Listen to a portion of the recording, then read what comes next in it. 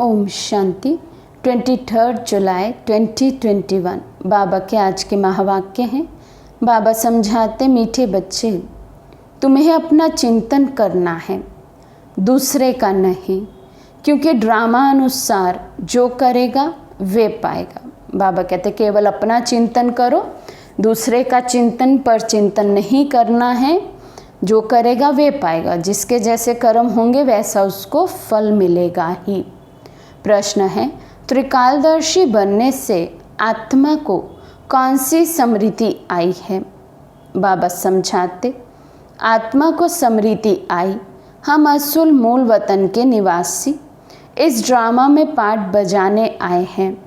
हमने मुख्य एक्टर बन 84 जन्मों का पार्ट बजाया। अभी बाप के सम्मुख हैं, फिर साथ में घर जाएंगे। पावन बनकर घर जाना है, इसलिए सुख धाम में आना है। ये सारा खेल भारत पर ही बना हुआ है। ये सारी समृद्धि त्रिकालदर्शी बनने से आ गई। तो पूरा 84 जन्मों का हम आत्माओं ने पाठ बजाया है। पावन बनकर अब सुख धाम जाना है। खेल समाप्त हो रहा है और भारत में ही सारा खेल चलता है। बाबा कहते ये सब समृद्धि आई है, इसलिए अभी हम त्रिकालदर्शी बन गए हैं। गीत है, मरना तेरी गली में, जीना तेरी गली में। ओम शांति। ये गीत किसने गाया? बच्चों ने। क्या कहते हैं बच्चे? बाबा, अभी तो आपके गले का ही हार बनना है, ये शरीर तो यहाँ ही छोड़ देना है। बच्चे जानते हैं शांति धाम व निर्वाण धाम में बाप और हम बच्चे आत्माएं रहते हैं।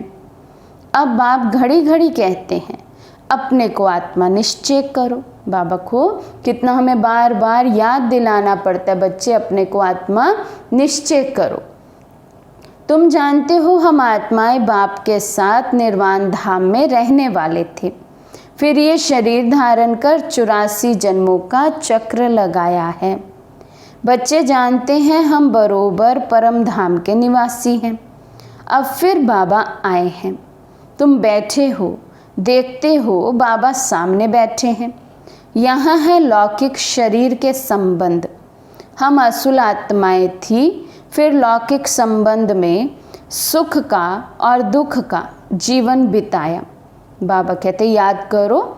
क्या याद करना है हमें? कि हम आत्माएं परम धाम में थी, शांति धाम में थी, फिर इस सृष्टि रंगमंच पर आए, लौकिक संबंध बनाए, पहले पहले सुख के और फिर अभी दुख के संबंध चल रहे हैं।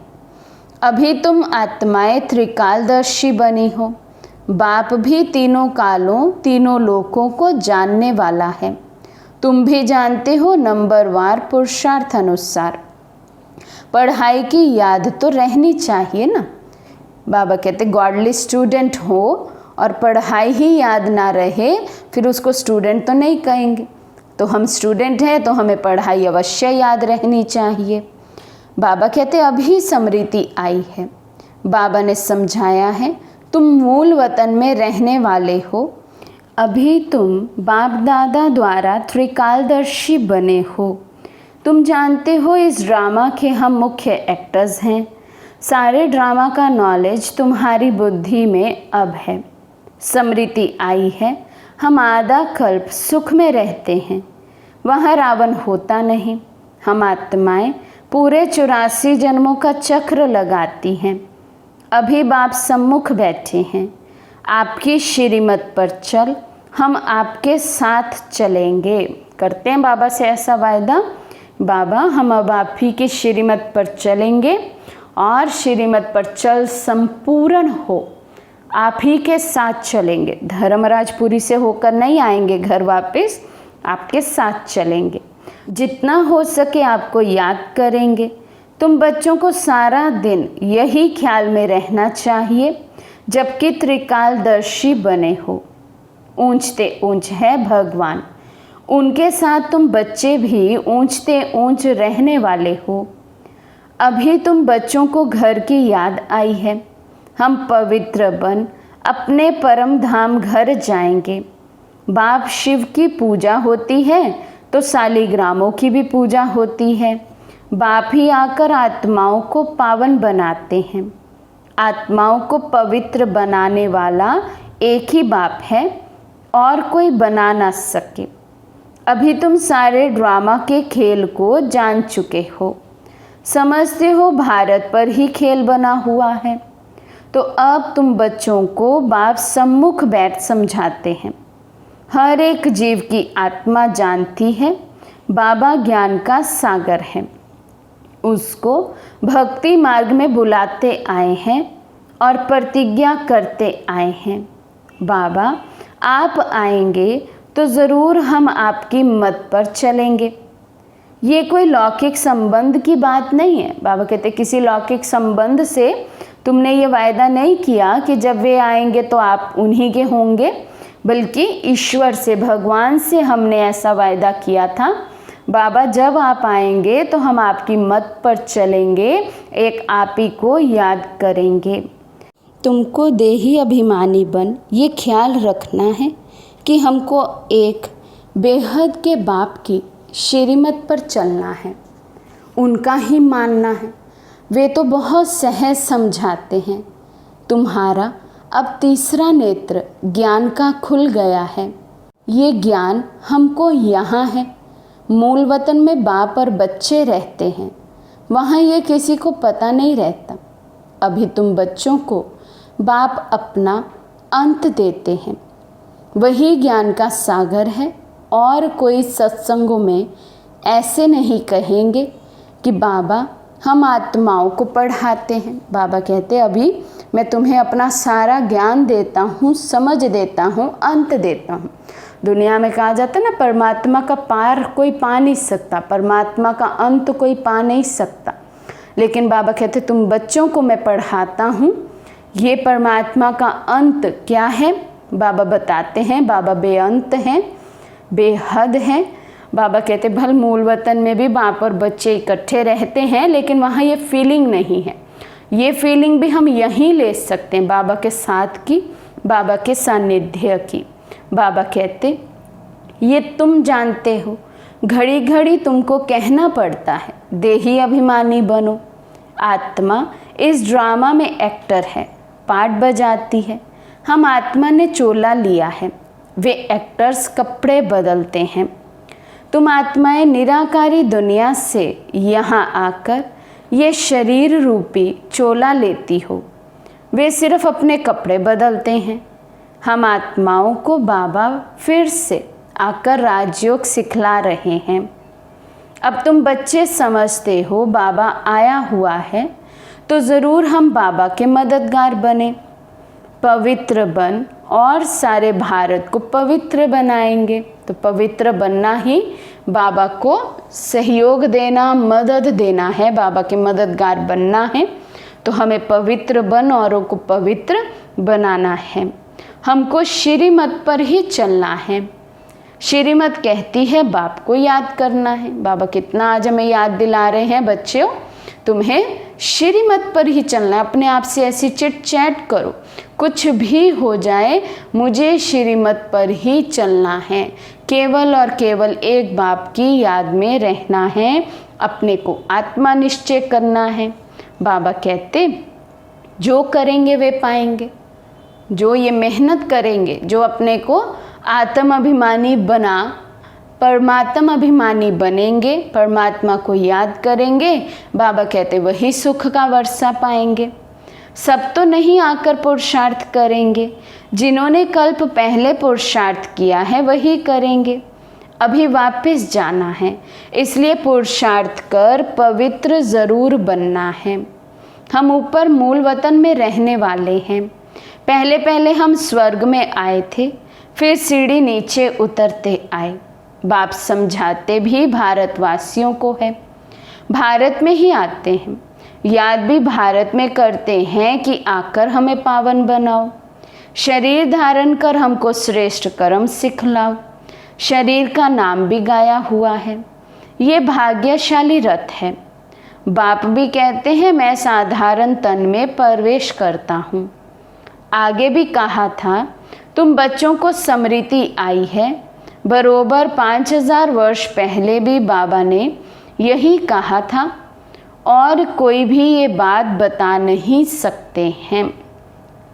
बाप ही कहते हैं 5000 वर्ष पहले भी मैंने ये शरीर में आकर तुमको समझाया था। ये 5000 वर्ष की बात बाबा कहते हैं और कोई कर नहीं सकता, क्योंकि और कोई जानते ही नहीं है। बाबा आते हैं तो बाबा आकर हमें ये 5000 वर्ष का नॉलेज देते हैं। अब फिर तुम बच्चों को कहता हूँ आत्म अभिमानी बनो। जैसे नाटक वालों को मालूम रहता है ना, हम कौन सा वस्त्र पहनकर क्या क्या पाठ बजाते हैं, परंतु वे तो है देह अभिमानी। ये है बेहद की बात। बेहद की बात तो सारी आत्मा से जुड़ी हुई है। तो बाबा कहते वे भी जानते हैं मुझे कौन सा कॉस्ट्यूम पहनना है, क्या पाठ बजाना है। उसी रीति बाबा कहते अब तुम भी सारे चक्र को जानते हो। कैसे हमने पहले देवी देवताओं के कॉस्ट्यूम पहने, शरीर धारण किए, फिर पाठ बजाया, सतो प्रधान पाठ था, कैसे हम सीढ़ी नीचे उतरते आए हैं। बाबा कहते अब तुम्हें भी याद रहना चाहिए। देही अभिमानी बनना है। हम असुल आत्मा ही हैं। अभी हमारा पाठ पूरा होता है। बाप सम्मुख बैठ सब कुछ तुमको समझाते हैं। ये भूल नहीं जाना माया कितने विघ्न डालती है। बाप समझाते हैं बच्चे तुमको कोई भी विक्रम नहीं करना है। मनसा तूफान भल बहुत आएंगे, अपनी परीक्षा लेनी है। हमारी कर्म इंद्रियां चलायमान तो नहीं होती हैं। हम काम को जीत सकते हैं। तुम्हारे लिए तो बहुत सहज है। हम आत्मा हैं, एक बाप के बच्चे हैं। बाबा कहते हैं इस धारणा को पक्का करो, हम आत्मा हैं और आत्मा आत्मा के रूप से हम भाई भाई हैं, क्योंकि हम सब एक पिता की संतान हैं। तो पवित्रता की धारणा भी बाबा कहते बहुत सहज हो जाएगी। बाप से ही योग लगाना है। कर्म इंद्रियों में चलायमानी होना, ये भी देह अभिमान हुआ ना। कर्म इंद्रियां चलायमान हो रही हैं, इसका मतलब हम बॉडी कॉन्शियस में है, देह अभिमान में है। तुमको कोई से भी डरना नहीं है, निर्भय बनना है। कभी भी कहाँ जाओ तो साक्षी हो देखना है। कोई कुछ भी कहे, कुछ भी करे, लेकिन मुझे अपनी धारणा नहीं तोड़नी, मुझे अपनी मर्यादाओं में रहना है।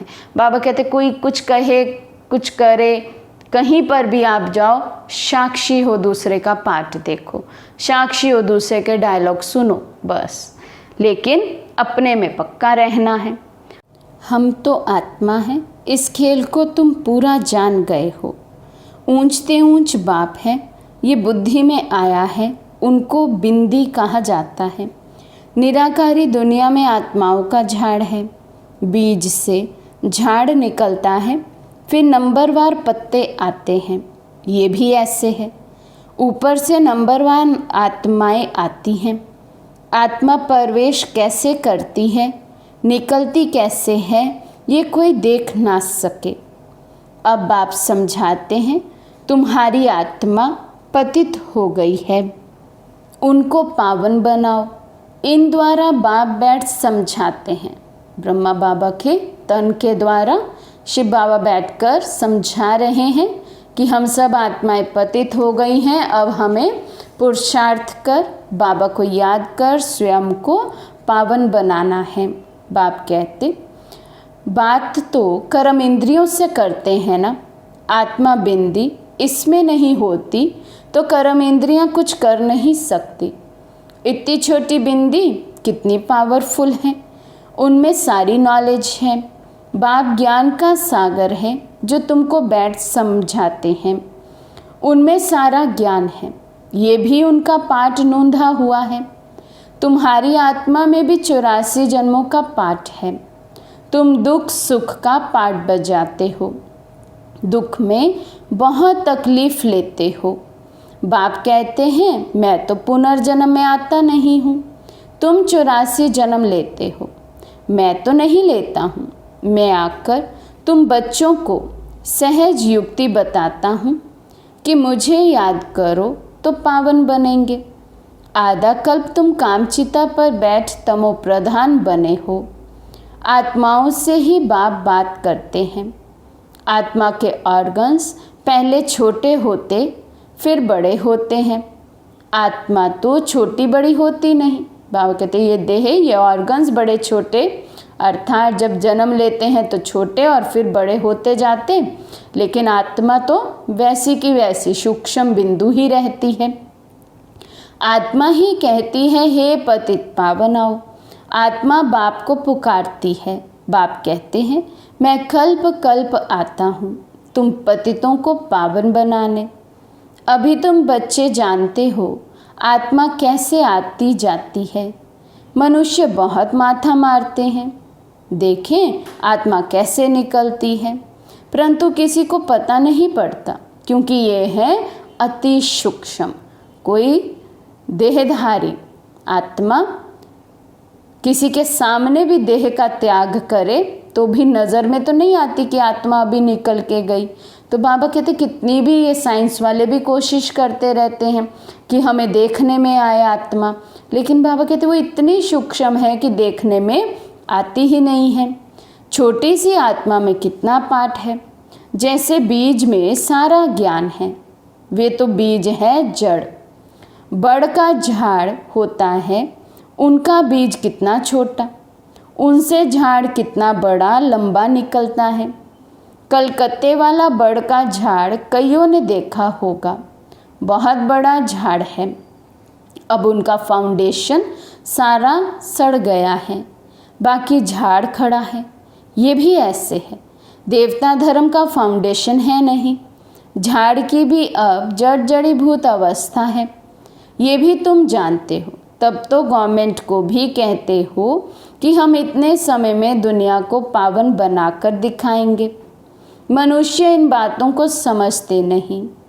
तुमको तो निश्चय है कि हम इस भारत को श्रेष्ठाचारी ज़रूर बनाएंगे, तब तो भ्रष्टाचारी दुनिया का विनाश होगा। ये जो चाहते हैं शांति हो जाए। आत्मा पाठ बजाते बजाते थक गई है, इसलिए पुकारती है हे शांति देवा। ये थोड़े ही समझते हैं आत्मा शांत स्वरूप है, परंतु यहाँ आत्मा को कर्म इंद्रियों द्वारा कर्म तो ज़रूर करना ही है। शांति दो कहते हैं, ये किसी को पता नहीं है कि शांति धाम अलग है, सुख धाम अलग है। सुख धाम में बहुत थोड़े मनुष्य होते हैं, वे है ही पवित्र दुनिया। वहाँ शांति तो कोई मांगते नहीं। कर्म तो वहाँ भी करते हैं, परंतु वहाँ अशांति नहीं होती। जीवन मुक्ति धाम अथवा शांति धाम दोनों अलग है। सतयुग में जीवात्माओं को सुख भी है तो शांति भी है, एवर हेल्दी वेल्दी रहते हैं। अभी तुम जानते हो स्वर्ग किसको कहते हैं। दुनिया में ये भी किसी को पता नहीं कि स्वर्ग क्या है। ये लक्ष्मी नारायण बच्चे हैं ना, इन बच्चों को भी सुख किसने दिया। अभी वर्तमान समय में शिव बाबा के बच्चे ही हैं हम सब। तो बाबा कहते ये लक्ष्मी नारायण अर्थात अभी ब्रह्मा सरस्वती, ये भी तो बच्चे हैं शिव बाबा के। तो इन बच्चों को भी सुख किसने दिया। बाबा कहते कोई तो सुख देने वाला है ना। क्या इन्हों का फिर राज्य आने वाला है। स्वर्ग ज़रूर फिर रिपीट होगा। स्वर्ग में जब होंगे तो वहाँ ऐसे नहीं कहेंगे कि नर्क फिर से रिपीट करेंगे। अभी कहते हो पवित्रता सुख शांति की नई दुनिया फिर से रिपीट होगी। ये तो पुरानी दुनिया दुख धाम है, इनको आयरन एज कहा जाता है। नई दुनिया भी तो थी ना, उनको स्वर्ग कहते हैं। ये ज्ञान तुम्हारी बुद्धि में ठहरा हुआ है। बरोबर हम फिर से देवी देवता बन रहे हैं। तुम्हारी एम ऑब्जेक्ट ही ये है। हम फिर से स्वर्ग की बादशाही लेते हैं। बेहद के बाप से वर्षा ज़रूर पाएंगे। ये अच्छी रीति याद करना है। हम आत्माएं वहाँ रहती हैं, फिर हम यहाँ आए हैं पाठ बजाने। अब स्मृति मिली है 84 जन्म कैसे लेते हैं। बाप समझाते भी तुम ब्रह्मा मुख वंशावली ब्राह्मणों को हैं। ब्राह्मण बनने बिगर, प्रजापिता ब्रह्मा का बच्चा बनने बिगर शिव बाबा से वर्षा कैसे लेंगे। बाबा कहते जब तक ब्राह्मण नहीं बने तो शिव बाबा से वर्षा भी नहीं ले सकेंगे। ब्राह्मण अर्थात ब्रह्मा के आचरण को फॉलो करने वाले। प्रजापिता ब्रह्मा तो मशहूर है ना, ब्रह्मा द्वारा नई दुनिया की स्थापना करते हैं, तो नई दुनिया का राज्य भी ज़रूर उन्हों को मिला होगा। 5000 वर्ष पहले भी ब्रह्मा द्वारा विष्णुपुरी की स्थापना की थी, अब फिर रिपीट होगा। उसके लिए तुम तैयारी कर रहे हो। कई बच्चे पूछते हैं ड्रामा को बड़ा माने व पुरुषार्थ को बड़ा माने, तो समझाया जाता है पुरुषार्थ तो ज़रूर करना ही है। पुरुषार्थ बगैर प्रारब्ध कैसे मिलेगी। पूरा पुरुषार्थ करना है। भले ड्रामा हूबहू रिपीट होता है, लेकिन बाबा कहते हैं ड्रामा की ढाल आप बच्चों को पास्ट को भूलने के लिए दी है। जो बीत गया उसको ड्रामा कहा जाता है, लेकिन आगे के लिए, भविष्य के लिए वर्तमान में हमें पुरुषार्थ करना ही है। तो बाबा कहते कोई अच्छी रीति पुरुषार्थ करते हैं तो समझाया जाता है ड्रामा अनुसार इनका पुरुषार्थ अच्छा चलता है, पद भी अच्छा पाएंगे। उनका पुरुषार्थ बहुत तीव्र चलता है, फिर चलते चलते कोई का कम पद भी हो जाता है। ब्राह्मणियाँ जानती हैं, ब्राह्मणियों के पास आने वाले भी जानते हैं फलाना बहुत अच्छा चलता था, आजकल आते नहीं हैं। कहते हैं हमारी बुद्धि में पता नहीं क्यों नहीं बैठता है, बाबा को हम याद ही नहीं कर सकते हैं। बाबा कहते चलते चलते ऐसे दिल शिकस्त हो जाते हैं, फिर कहने लगते हमें तो बाबा याद ही नहीं रहता है, हम तो कर ही नहीं पाते हैं कुछ, हम तो चल नहीं पाएंगे।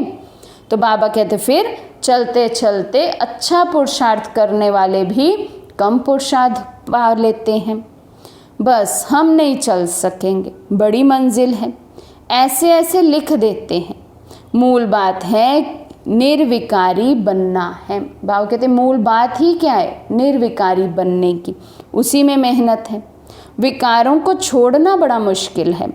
तुम जानते हो ड्रामा अनुसार कल्प पहले मिसल इनकी ऐसी अवस्था चली आ रही है। बाबा कहते कोई भी हो, कोई ढीला पुरुषार्थी भी हो, उसको भी यही सोचो जो कल्प पहले इसका पुरुषार्थ था वही चलेगा।